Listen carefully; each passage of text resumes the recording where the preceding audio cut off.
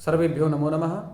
शमेषां समागतानां समापर्पितानां आचार्याणां बन्धुबान्धवानां गुरुजनवृन्दानां शमेषां हार्दं स्वागतम् अभिनन्दनं च वर्तते।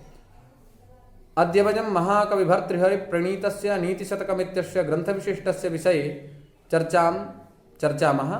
आज हम लोग महाकवि भर्तृहरि प्रणीत नीति शतकम के 62वें श्लोक के बारे में चर्चा करेंगे।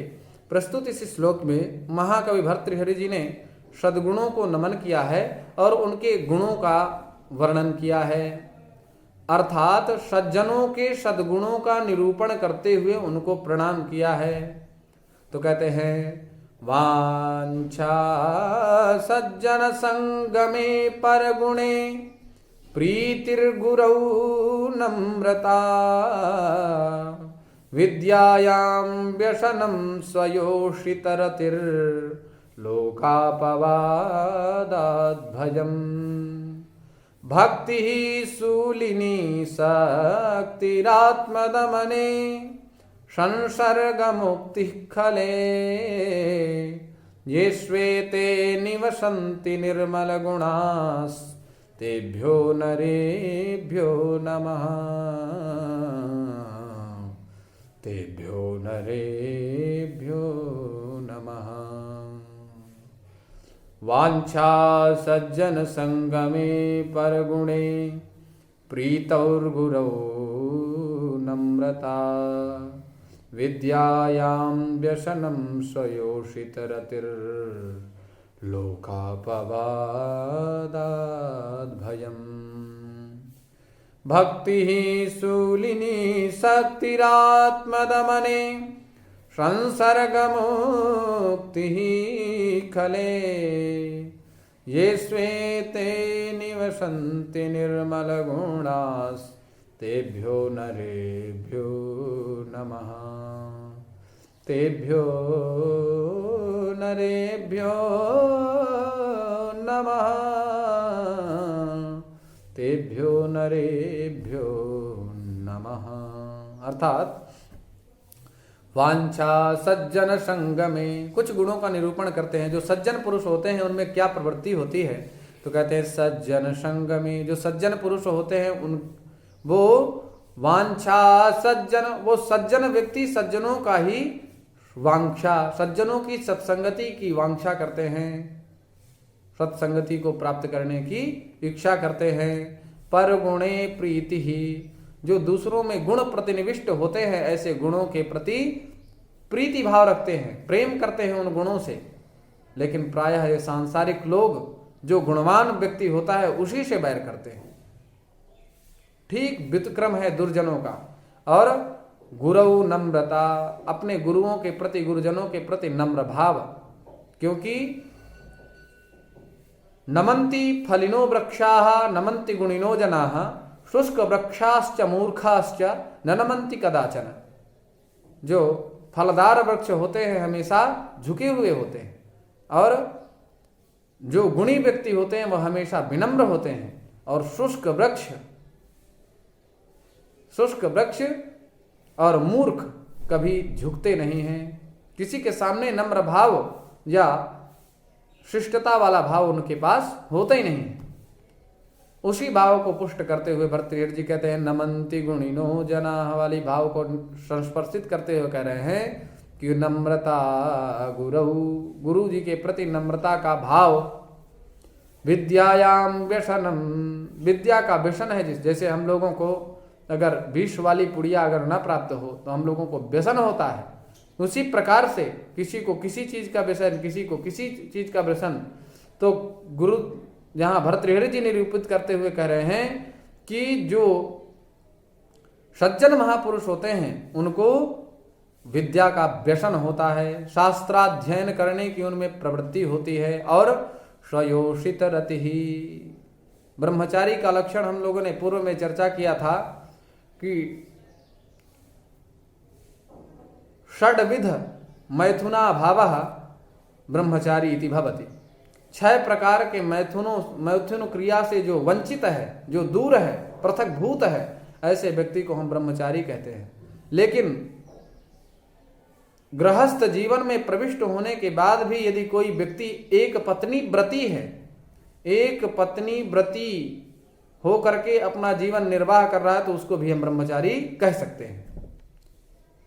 तो ऐसे जो अपनी पत्नी के प्रति ही निष्ठा भाव रखने वाले हैं, ऐसे सज्जन हुआ करते हैं। लोकापवादात् भवम लोकापवादात् भजम।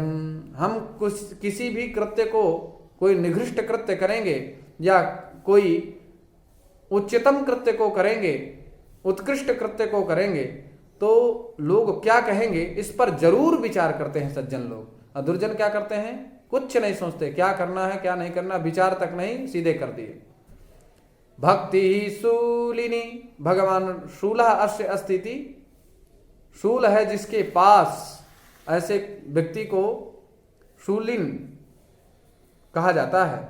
तो भगवान श्री शंकर जी शूल को धारण करने वाले, शूल माने होती पीड़ा, तो संपूर्ण शूलों को अपने पास ही रखने वाले और भक्तों को अभयदान दे देने वाले, ऐसे भगवान शूलिन हैं। तो शूलिन भक्ति ही, भगवान शंकर के प्रति अनन्य भाव से निष्ठा। तो भगवान शंकर जी के प्रति ही निष्ठा क्यों होनी चाहिए, क्योंकि इनको विद्या का व्यसन होता है और शास्त्रालोडन इनका सम्यक हो, इसलिए शंकर जी का ही उपासना करना चाहिए। गुरुदेव हमारे बताया करते थे, आदरणीय मिश्र गुरुजी निरूपित करते हुए जब कभी भी पढ़ाते थे क्लास में, तो सर्वप्रथम इसी पंक्ति को निरूपित करते हुए बताते थे कि विद्या कामो शिवम भजेत। अगर विद्या की कामना है, विद्या प्राप्ति की इच्छा है, शास्त्रालोढ़न में सामर्थ्य हम में आए, अगर ऐसी भावना है, तो हमें शिवम भजेत, शंकर जी की उपासना करनी चाहिए। और शक्ति ही आत्मदमने, अपने आत्मनः दमनम आत्मदमनम तस्मिन आत्मदमने, आत्म नियंत्रण के लिए शक्ति होनी चाहिए। किससे हमें क्या शब्द बोलना है, किसके साथ हमें कैसा बर्ताव करना है, इसमें विशेष हमारा नियंत्रण होना चाहिए। संसर्ग मुक्ति खले, खले अर्थात दुर्जन से मुक्ति हो जाए, इसका साथ ही ना प्राप्त हो, इस प्रकार की जो धारणा रखते हैं ऐसे सज्जन। तो जिन जिन सज्जनों में ऐसे ऐसे गुण प्रतिनिविष्ट हैं, तो भरतृहरि जी कहते हैं येषु, जिन जिन महापुरुषों में निवसन्ति एते निर्मल गुणाः, जिन जिन महापुरुषों में ऐसे निर्मल गुण प्रतिनिविष्ट हैं, तेभ्यो नरेभ्यो नमः, ऐसे महापुरुषों को मैं प्रणाम करता हूँ। यहाँ पर नमः के योग में नरेभ्यो में चतुर्थी कर दी गई है, और नरेभ्य नर का विशेषण होने के कारण यहाँ तेभ्यः प्रयोग किया गया है, सर्वनाम पद। वांछा सज्जन संगमे, संगमे समस्त पद है, सप्तम्यंत एक पद है। आइए कुछ इस श्लोकनिष्ठ क्लिष्ट पदों के बारे में चर्चा करते हैं। तो वांछा वाची इच्छायाम धातु से यहाँ पर अप्रत्यय होने पर और स्त्री प्रत्यंतत्वा टाप प्रत्यय होगा, तो वांछा पद निष्पन्न होता है। सज्जन संगमे, तो सज्जना नाम संगमः, सज्जन संगमः, तस्मिन सज्जन संगमे, यहाँ पर समस्त पद सप्तमी एक वचनांत निरूपण किया गया है। पर गुणे परश्चासो गुणश्चा, यहाँ पर उपपद रहते गुण आमंत्रणे धातु से अच प्रत्यय होता है और सप्तमी एक वचन में पर गुणे यह पद निष्पन्न होता है। प्रीति ही प्रींग प्रीतौ धातु से तिन प्रत्यय हो जाता है स्त्रियाम अक्तिन सूत्र के द्वारा, तो प्रीति ही यह पद निष्पन्न होता है। गुरु सप्तम्यंत पद है। नम्रता, नम्रस्य भावः, नम्रता तलंत है। और विद्यायाम विद ज्ञाने इत्यस्मात् धातोः क्य प्रत्ययम भवति, क्य प्रत्ययः भवति, अर्थात विद ज्ञाने धातु से क्य प्रत्यय होता है, तो सप्तम्यंत यह विद्यायाम पद निष्पन्न होता है। व्यसनम बी उपसर्ग पूर्वक अश भुवि धातु से, या फिर अश आदाने, या फिर अस गतौ, या अस दीप्तौ, इन चारों धातुओं से अलग अलग अर्थ निष्पन्न होते हैं। तो ल्युट प्रत्यय करने पर व्यसन यह पद निष्पन्न होता है। स्वयोषित रति, स्वयोषितः रति, अर्थात स्वस्य योषा स्वयोषा, स्वयोषा पाणिना गृहीतम, पाणिना गृहीतायाम पत्न्याम रति इति स्वयोषित रति, अर्थात यहाँ पर सप्तमी तत्पुरुष समास का निरूपण किया गया है। भक्ति भज सेवायाम धातु से अक्तिन प्रत्यय होता, तो भक्ति ही और शूलिनी, शूलम अस्य अस्तिति शूलिन, या फिर शूलम तदाकार फलम अस्य अस्तिति तदपि शूलिन। तो जब हम इस विग्रह को करेंगे कि शूलम अस्य अस्तिति शूलिन, तो यहां पर इनी प्रत्यय है। और जब हम करेंगे कि शूल के समान फल को देने वाले हैं जो, इस विग्रह पर इनन प्रत्यय होगा। शक्ति ही सक सक्तौ धातु से यहां पर अक्तिन प्रत्यय होता है, तो शक्तिन यहां पद निष्पन्न होता है।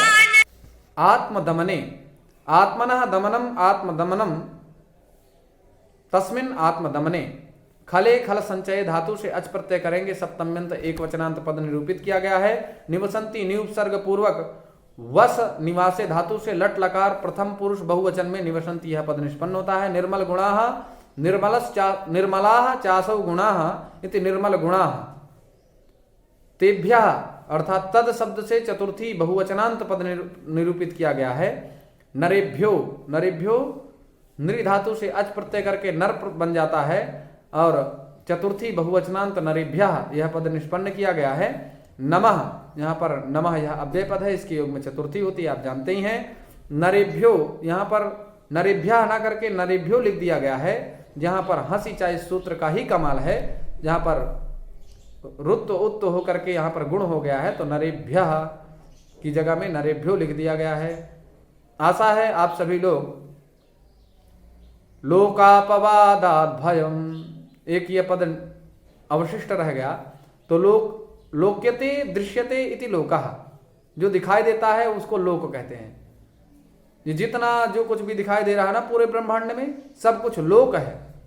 और तस्य लोकस्य अपवादः लोकापवादः, लोक का जो अपवाद उसको लोकापवाद कहते हैं। और तस्मात् भयम, यहाँ पर पंचमी तत्पुरुष समास का निरूपण किया गया है।